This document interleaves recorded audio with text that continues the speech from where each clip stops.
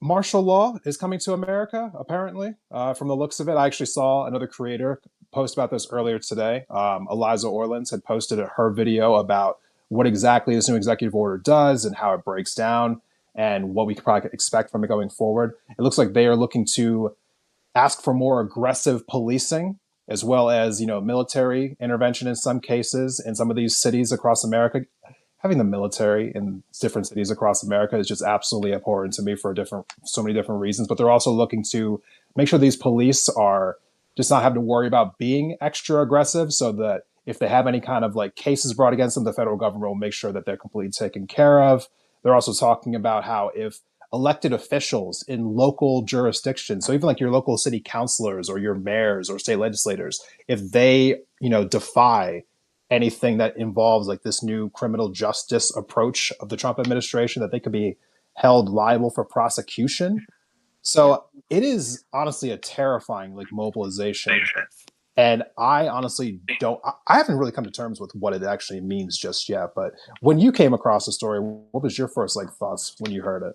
Testing the water, just like they've been doing with, first they're like, oh, they're just deporting these types of people, or they're deporting. I'm like, they're working their way up. And oh, I'm so sorry. Did it disconnect? No. Okay, I'm just going to keep talking. It's saying that it's not connected, but that is my fear currently, is that everything that they do is all part of a plan. Is to see how far they're going to get. So this not martial law that he's enacting is within 90 days, right?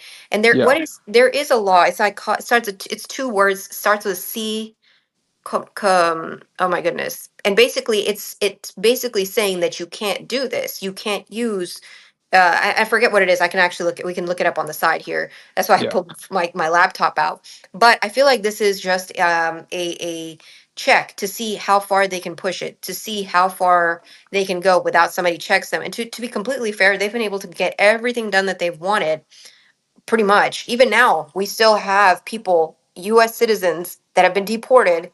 We're having Yeah. 2 year olds with cancer that are deported.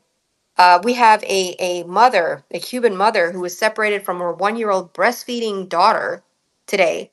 Uh, they're testing everything that they can, and they're hoping that it gets the legal system so wound up that they won't have the time to go through these cases and just keep ramming things through. There is nothing that Project 2025 does not have already covered. We have their manual. Right. So this is all part of their way to get full authoritarianism going here in America. Yeah, and I think we've heard like different accounts of this before in the past, where there were actually people in Trump's first administration that were kind of keeping him from going like completely off the rails. He made sure that all of those people wouldn't be in his new administration this time around, and we are seeing the results of that. Because it's exactly what you're saying, the whole like testing the waters thing, right? In every facet of whether it's like giving Elon Musk access to the Treasury, or arresting a judge, or deporting people without giving them their day in court. Everywhere that you turn, Trump is pushing the legal limit, defying the Supreme Court, being like, "Yeah, I don't care what your ruling is. I'm just not going to do it anyway. What are you going to do about it?" And now, when people talk about like the phrase like a constitutional crisis, it seems hyperbolic when you say something like that, but this is what it looks like. Like when the normal guardrails that are supposed to be up, that are supposed to keep someone like the president of the United States in check, are just openly defied, where he just like openly, brazenly breaks the law, and no one does anything about it because about it are completely under his thumb too. So what is the actual thing that's supposed to happen next here? I mean, like we can talk about, I mean, like calling your senators and protesting in the street, but like we are in a dangerous place right now. Let's just call it what it is. Earlier today, I don't know if you caught it, but there was an article that I just briefly read because I got home a little late, literally right before this. I read an article, or I just skimmed it, basically saying that Carolyn Levitt said basically is leaving the door open to being able to go after the Supreme Court justices. Like that's not how checks and balances work. You can't check it till it's your balance. Like that's essentially what they're trying to do. And Yeah. because we've had what's her face, The Handmaid's Tale. What's her name? Oh, I mean, there's a few of them would fall into this category. No. Who's the lady that he had? It just slipped my name. The woman that he put on the Supreme Court. That Oh, I'm sorry. Yes. Oh my God, I'm forgetting her name too. What is it? You guys know who it is? Like Serena Joy, what's her name? Basically, no. So basically, she. Oh my God, what is her name? I will think of her name. Keep going. Yeah, so she has been It's Amy voting. Amy Coney Barrett. Barrett, thank you very much. Yes, Coney Barrett. Yes. So she, because she's not voting, I think this is directed towards her because she's Yeah. not 100% voting with what Trump is requesting. And so this is Trump's way of saying, if you're not going to stay in line, even if I put you in power, I'm going to take you out real quick. And this is, I think a lot of us were sounding these alarm bells like back in, last summer or so. We were saying like these things are this is what he's going to do. It's going to be very, I know people are tired of hearing it North Korea style, but this is what he wants. He wants a military parade. He wants to Yeah. have a military parade for his birthday. This is not a shock to me at all.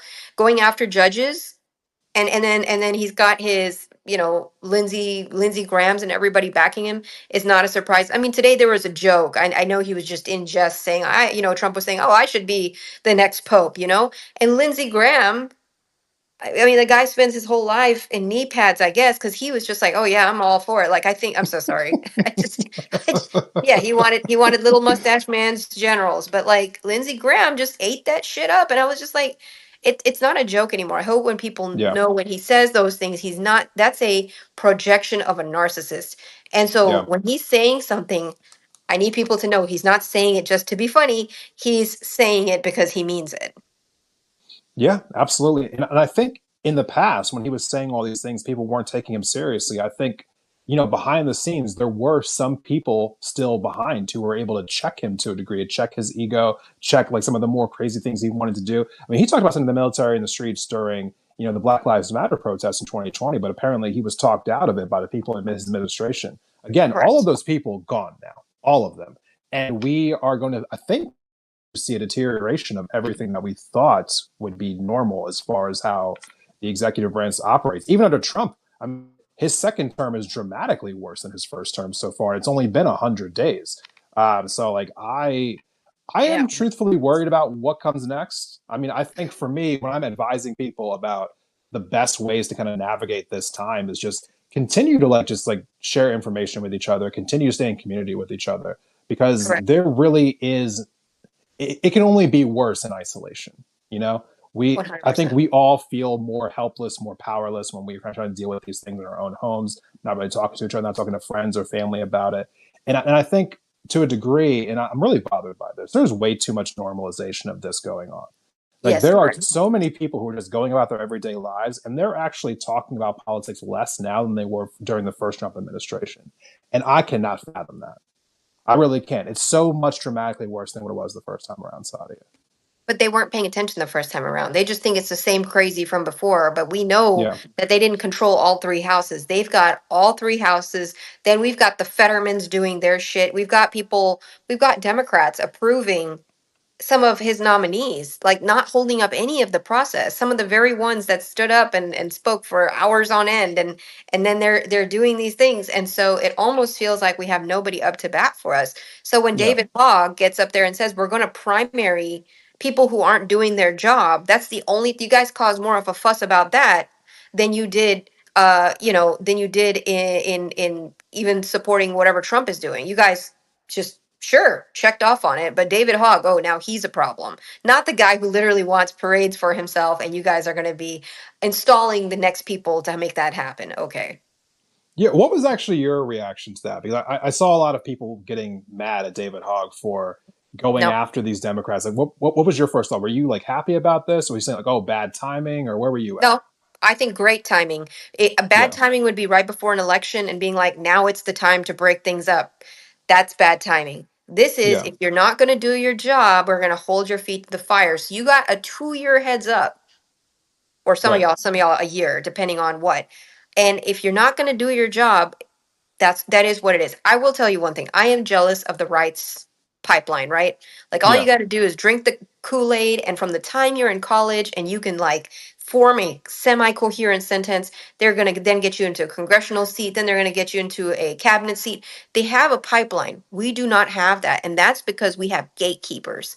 And I am Yes. tired of these damn gatekeepers, and I'm proud of the fact that David Hogg, who unfortunately, I don't know if this would have been his calling in life had he not gone through the tragedy that he went through of a Right. school shooting, that he survived.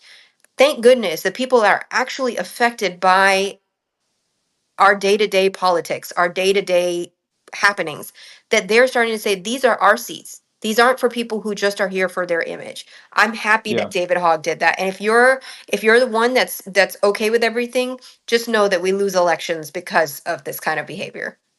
Yeah, and for those who don't know, David Hogg, he is currently the vice chair of the DNC. I think he was a survivor of the Parkland shooting. Is that correct? Correct. Yeah. So he came out recently and said that he was going to spend about $20 million primarying Democrats who are in safe seats, just essentially try to shake the party up, get some people out that aren't being as effective, aren't meeting this moment. And as far as I'm concerned, that's exactly what we need right now. I mean, Yep. there are so many. Okay, let me be fair for a quick second here. There have been more Democrats stepping up recently. There have been more Democrats making their Correct. voices heard, doing town halls, doing demonstrations. Don't get me Yep. wrong, but if we were to count them out in our hands right now, it'd probably be about 20 or 25 of them. There's about 250 of them in Congress between the House and the Senate. So it is kind of deafening in comparison to Correct. what we are witnessing from Trump. Like you would think it'd be all hands on deck, constant disruption, constant talking about what Trump is doing. And yet, in a lot of ways, it almost feels like they're playing politics as usual. And Correct. I can't fathom that. I really can't. Because again, this news cycle is dramatically worse than what it was the first time around. So all of these Democrats that are treating this as business as usual, they got to go. Yeah. They got to go. People that approved RFK, we're sitting here, we have bird flu at our door. We don't even know what's going on. We've got the FDA. Like if you allowed any An if you were the autism registry. an autism registry, which can Yeah. be like the reasons for that happening are terrifying no matter how you look at it. And by the way, Right. Hope Matters has like I don't know who Hope Matters is, but it's leaving some fire feedback. But Oh, appreciate you, Hope Matters. um I I I I hope they know we don't forget the people that held the doors open for fascists and closed the doors for those against fascism. Mm. You're just as bad and you will lose your job. And they should lose their job.